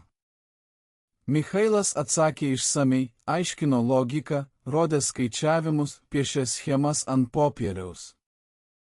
Majoras Kuznecovas klausėsi dėmesingai, uždavinėjo tikslinamosius klausimus, tikrino supratimą. Po apklausos pasakė, teoriškai jūsų metodas yra pagrįstas. Užtaiso sumažinimas mažina slėgį vamzdyje. Tai užkerta kelią šaudmenų korpuso sunaikinimui. Kumuliacinė srovė formuojasi sprogimo metu, o ne dėl skrydžio greičio, todėl mažesnis greitis neturi įtakos pramušimo gebai. Jis patylėjo, tada pridūrė, bet teorija ir praktika skirtingi dalykai. Turime atlikti bandymus, lauko kontroliuojamus. Tik tada galėsime patvirtinti saugumą. Michailas paklausė, kiek laiko užtruks bandymai. Kuznecovas atsakė, 3 dienos. Atvežėme įrangą. Matuosime slėgį vamzdyje, šaudmenų greitį, pramušamumą. Bandymai prasidėjo 14 Liepos. Komisija naudojo paimtą vokiečių tanką Tigras, kuris buvo užfiksuotas prieš tai. Priekinė armorija 100 mm. Ideali taikinys. Michailą atvedė į bandymų lauką. Leido stebėti po apsaugą. Pirmas šūvis buvo atliktas įprastų šaudmenių. Atstumas 500 metrų. Trauktas į priekinę armoriją. Šaudmuo atšoko, nepramušė. Įlinkis 2 cm gylio. Antras šūvis su kalibruotais šaudmenimis. Trauktas, pramušimas. Skylė 3 cm skersmens. Šaudmuo praėjo pro tanką.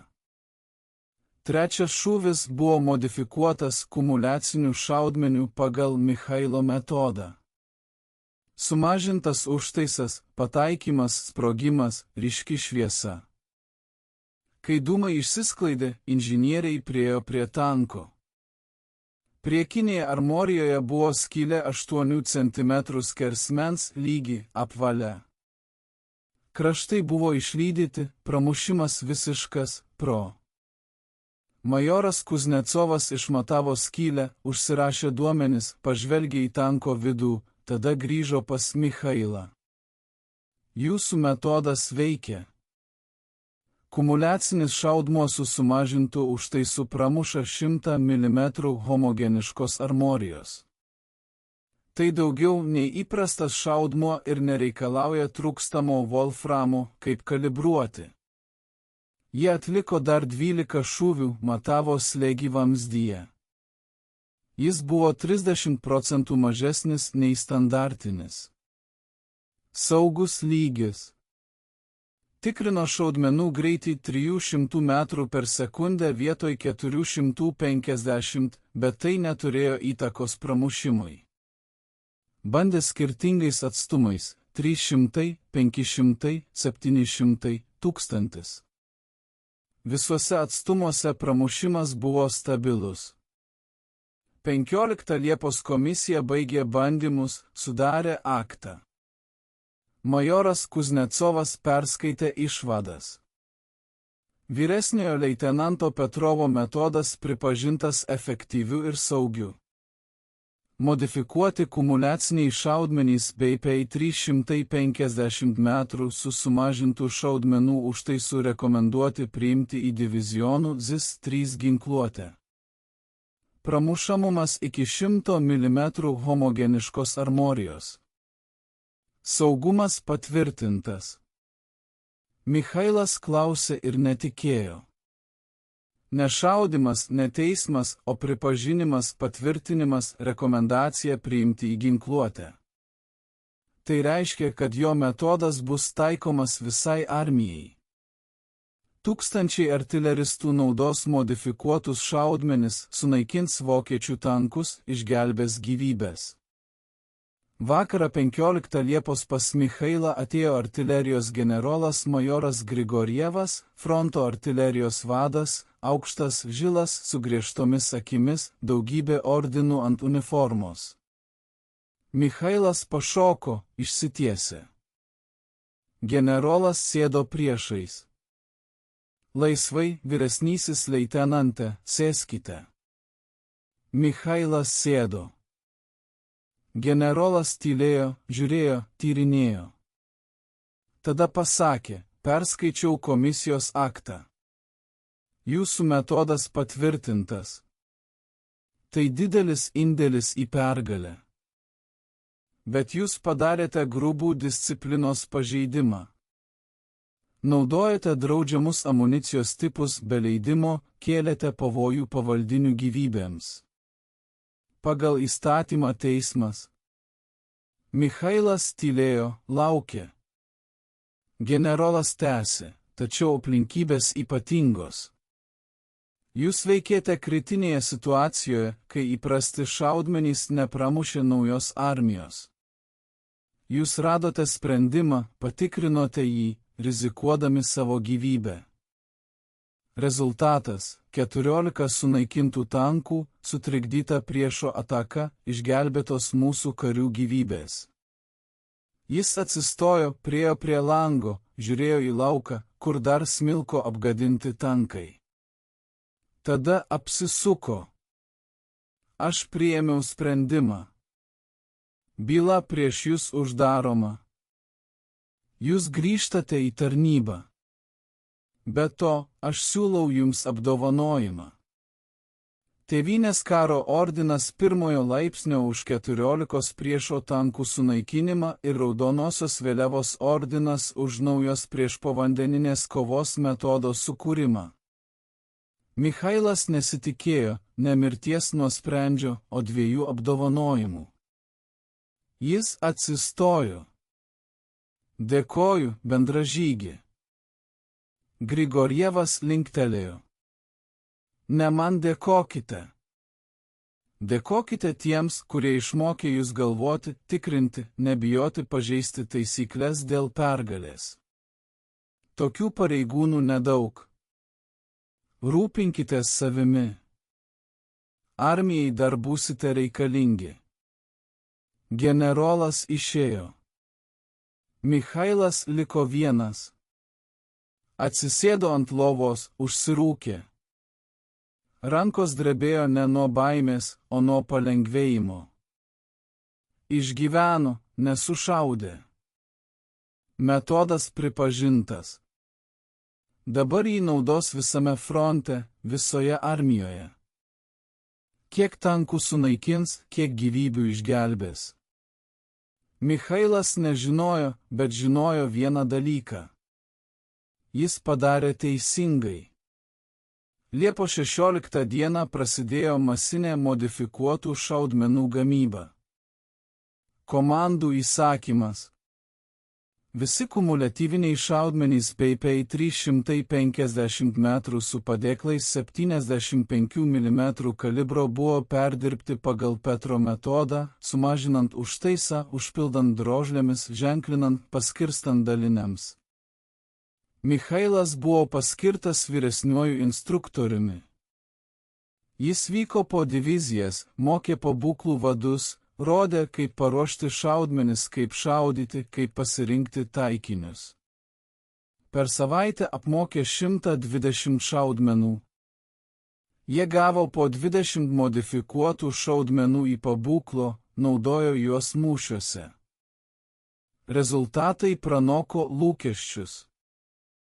Per savaitę artileristai Voronežo fronte sunaikino 137 vokiečių tankus kumuliatyviniais šaudmenimis. Iš jų 42 Tigrus, 53 Panteras, kiti buvo vidutiniai ir lengvieji tankai. Nei vieno atvejo detonacijos vamzdyje. Metodas veikė stabiliai, saugiai, efektyviai. Raudonosios armijos vadovybė priėmė sprendimą. Liepos 23 dieną pasirodė Liaudies komisaro gynybos įsakymas dėl modifikuotų kumuliatyvinių šaudmenų priėmimo į ginkluotę divizijoms ZIS-3. Petro metodas tapo oficialia priešpovandeninės kovos taktika. Gamyklose prasidėjo masinė gamyba, tūkstančiai šaudmenų per dieną. Jie buvo tiekiami į visus frontus, visur, kur kovojo ZIS-3. O tai buvo pati paplitusi sovietinė priešpovandeninė pabūklas. Jų buvo daugiau nei 100 000. Dabar visi gavo efektyvų ginklą prieš Tigrius ir Panteras. Michailas grįžo į diviziją Liepos pabaigoje. Jis buvo paaukštintas iki kapitono. Jam buvo suteikta priešpovandeninių pabūklų baterijos vadovybė, 12 pabūklo, 60 žmonių. Jis juos mokė taip, kaip mokė save. Galvoti, tikrinti, ieškoti geriausių sprendimų, nebijoti laužyti taisyklės, kai tai būtina pergaliai. Rugpjūtis, rugsėjis, spalio mėnuo. Raudonoji armija puolė, išlaisvino Orlą, Kurską, Charkovą, kairįjį Ukrainos krantą. Michailas su baterija palaikė pėstininkus, naikinėjo vokiečių tankus, slopino ugnies taškus, niokojo įtvirtinimus. Per 3 mėnesius baterija sunaikino 48 tankus, iš jų 12 Tigrų, 17 Panterų, kiti buvo įprasti panceriai. Michailas beveik kiekviename mūšyje naudojo modifikuotus kumuliacinius sviedinius. Jie tapo pagrindiniu prieštankinių amunicijos tipų, efektyvūs, patikimi, prieinami. Nereikalavo deficitinių medžiagų, buvo gaminami masiškai, gelbėjo gyvybės. Jis per šiuos mėnesius prarado dar 7 karius. Karas netapo švelnesnis. Vokiečiai traukėsi, tačiau kovojo įnirtingai. Kontrpuolė, rengė pasalas, sprogdino tiltus, degino kaimus, žudė belaisvius. Michailas išmoko nejusti, nesigailėti, negalvoti apie žuvusius, kitaip nebuvo galima toliau kovoti. Lapkričio mėnesį jis buvo sužeistas 2 kartą. Vokiečių snaiperis kulka išlaunį. Michailas krito. Kariai jį nutempė į prieglobstį, uždėjo tvarsčius, nusiuntė į medicinos sanitarinį batalioną, ten atliko operaciją, ištraukė kulką, užsiuvo. Po 2 savaičių Michailas grįžo į bateriją, šlubuodamas, bet galėdamas kovoti. Žiemą 1943 ir 1944 metais divizija išlaisvino dešinįjį Ukrainos krantą. Šalčiai, pūgos, klampynės, kelius išplovė, technika traukė arkliai, artilerija skendo purve. Tačiau puolimas tęsėsi. Vokiečius stūmė į vakarus, link sienos, link Vokietijos. Michailas kovojo metodingai, be heroizmo, be drąsių atakų, tiesiog atliko savo darbą, naikino tankus, palaikė pėstininkus, saugojo žmones. Jo baterija tapo viena geriausių divizijoje. Maži nuostoliai, didelis efektyvumas, gera disciplina. 1944 m. kovo mėnesį Michailas buvo apdovanotas 1. klasės Tėvynės karo ordinu. Ceremonijoje divizijos vadas generolas majoras Kuznecovas jam įteikė ordiną. Pasakė: kapitonas Petrov, jūs esate pavyzdys visiems artileristams. Jūsų metodas išgelbėjo tūkstančius gyvybių, sunaikino šimtus tankų, priartino pergalę. Dėkoju už tarnybą. Michailas priėmė ordiną, pritvirtino prie uniformos. Šalia tėvynės karo ordino ir medalis už drąsą. 3 apdovanojimus per 3 karo metus. Ne tiek daug, kaip kai kuriems, bet kiekvienas uždirbtas krauju, prakaitu, skausmu. 1944. 1945. Michailas praėjo per Lenkiją, Rytų Prūsiją, Vokietiją, šturmavo Kionigsbergą, perėjo Oderį, užėmė Berlyną. Jo baterija sunaikino dar 32 tankus, savaeigius, šturmo artileriją. Paskutinės vokiečių pajėgos. 9 gegužės diena 1945 karas baigėsi. Michailas stovėjo Berlyno gatvėje. Šalia dūmavo griuvėsiai.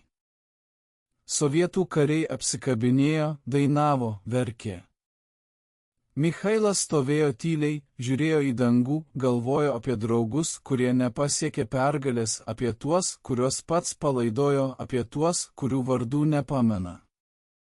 Jis išsitraukė iš kišenės 3 tėvynės karo, raudonosios vėliavos, raudonosios žvaigždės ordinus. Pažiūrėjo į juos. Šie metaliniai gabalai negrąžins žuvusių, neatsvers skambėjimo ausyse, neišgydys sielos žaizdų. Bet jie primena, viskas nebuvo veltui. Karas baigėsi. Pergalė mūsų pusėje. Milda buvo apdovanota didvyrių žvaigžde 1945 m. Liepos mėnesį už žygdarbį prie Prochorovkos, už naujos antitankinės kovos metodikos kūrimą, už asmeninį drąsą ir didvyriškumą. Ceremonija vyko Kremliaus rūmuose. Kalininas įteikė apdovanojimus. Milda stovėjo su kitais didvyriais, priėmė žvaigždę, auksinę, sunkią. Po demobilizacijos grįžo į Barabinską. Motina buvo pasenusi, sesuo ištekėjo. Jaunesnis brolis negrįžo iš karo, žuvo Stalingrade. Namas buvo tas pats. Tačiau Milda pasikeitė, negalėjo miegoti ramybėje, išgirdus durų trenksmą, drebėjo, matydavo košmarus, degančius tankus, sprogimus, žuvusių veidus. Įsidarbino geležinkelio stotyje, remontavo garvežius. Rankos prisiminė darbą su metalu. Vedė 1947 metais.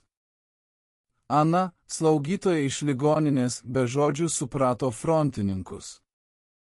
Gimė sūnus Nikolajus, pavadintas žuvusio draugo garbei. Milda griežtai augino sūnų, mokė patikrinti viską pačiam, mąstyti protu, nepasitikėti žodžiais. Sūnus užaugo, įstojo į universitetą, tapo inžinieriumi. Gimė anūkas. Sergejus, smalsus berniukas, domėjosi technika. Senelis pasakojo jam apie karą, apie tankus, apie patrankas, apie kumuliacinius šaudmenis. Sergejus užaugo, baigė technikos universitetą, įsidarbino gynybos pramonėje, projektavo kumuliacinius šaudmenis, rėmėsi senelio principu. Patikrink teoriją praktiką. Nebijok pažeisti taisyklių dėl rezultato. Prochorovkos laukas šiandien 1993 metai. Mildai 76 metai. Sveikata silpna. Tačiau jis atvyko į Prochorovkos lauką, ten, kur prieš 50 metų pakeitė karo eigą. Laukas pasikeitė. Kvietkai vietoj kriauklių, memorialas vietoj tranšėjų, tačiau ZIS-3 patranka ant pjedestalo yra tokia pati, kaip ir jo. Milda priėjo, padėjo ranką ant vamzdžio, šaltas metalas. Jis perbraukė pirštais per žarną, prisiminė tą dieną. 11 dieną Liepos mėnesį 1943 metų. 6:47 minutės. Uždraustas šaudmo 14 tankų 20 minučių. Rizika pergalė. Su jo anūkas Sergejus fotografuoja patranką, tyrinėja konstrukciją, klausia, seneli, ar nesigaili, kad pažeidėte įsakymą? Milda žiūri į lauką, į ramų dangų, į horizontą be dūmų, atsako, ne, aš padariau tai, ką turėjau padaryti. Radau sprendimą, išgelbėjau draugus, padėjau laimėti. Nėra dėl ko gailėtis. Sergejus linksi, sako, tavo principas veikia ir dabar, seneli. Įmonėje aš dažnai susiduriu su situacijomis, kai sako, neįmanoma, skaičiavimai nesutampa, instrukcija draudžia. O aš patikrinu, kartais jie teisūs, bet kartais klysta ir tada gimsta kažkas naujo. Milda šypsosi, jo principas gyvuoja. Jis perduodamas kitoms kartoms, per patirtį, per norą rizikuoti, per tikėjimą. Vienintelis kelias į pergalę – padaryti tai, kas laikoma neįmanomu. 1201 metai. Milda Petrovas mirė, 84 metai. Palaidotas su karinėmis garbėmis didvyrių žvaigždė, 3 ordino medaliai, veteranai laidotuvėse, pilki, sulinkę paskutiniai to karo liudytojai. Sergejus Nikolajevas tęsė senelio darbą. Pagrindinis gynybos pramonės konstruktorius sukūrė naują akumuliacinių šaudmenų kartą, efektyvių, saugių, tikslių. Pagrindas senelio principas. Patikrink teoriją praktiką. 1213 metai. Sergejus gavo vyriausybės premiją. Ceremonijos metu jis papasakojo senelio istoriją apie Prochorovką, apie 14 tankų, apie draudžiamus sviedinius, apie riziką, kuri pasiteisino. Salė klausėsi tyloje. Po ceremonijos jaunas inžinierius paklausė, kaip sužinoti, kada reikia pažeisti taisyklės. Sergejus atsakė, riba yra ten, kur baigėsi tavo atsakomybė. Senelis pažeidė įsakymą, bet atsakė už savo pasirinkimą, rizikavo savo gyvybę, asmeniškai tikrino saugumą. Tai ir yra atsakomybė ir ta riba. Šiandien Prochorovkos lauke stovi 76 mm ZIS-3 patranka, 76 mm plieno, ginklo vamzdis, tas pats kalibras, ta pati konstrukcija. Turistai fotografuojasi, vaikai žaidžia. Ekskursijų vadovai pasakoja apie mūšį. Bet mažai kas žino apie vieną artileristą, kuris 11 Liepos dieną 1943 metais pažeidė tiesioginį įsakymą, pakrovė draudžiamą sviedinį. Rizikavo skaičiavimo gyvybę ir pakeitė visos Raudonosios armijos tankų kovos taktiką. Michailas Petrovas nebuvo genijus, nebuvo superherojus. Jis buvo paprastas artileristas, kuris mokėjo mąstyti, tikrinti, nepriimti instrukcijų kaip tiesos, ieškoti sprendimų ten, kur kiti matė tik draudimus. Jo stebėjimas išgelbėjo gyvybės. Jo noras rizikuoti pakeitė karą.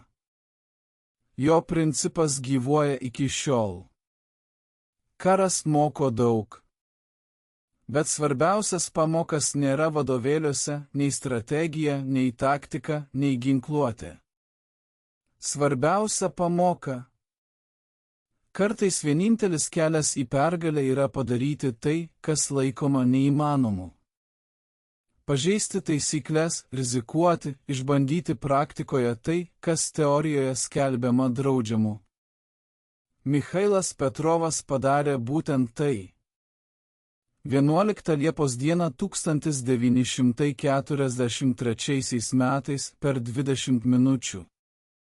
14 tankų, 1 artileristas, 1 patranka, draudžiami sviediniai ir pasirengimas atsakyti už savo pasirinkimą. 76 mm plieno Prochorovkos lauke tyli. Bet jų istorija tęsiasi kalbėti kiekvienam, kas pasiruošęs klausyti, kiekvienam, kas susiduria su neįmanomu, kiekvienam, kas renkasi tarp įsakymo ir sprendimo, tarp saugumo ir rizikos, tarp mirties ir pergalės.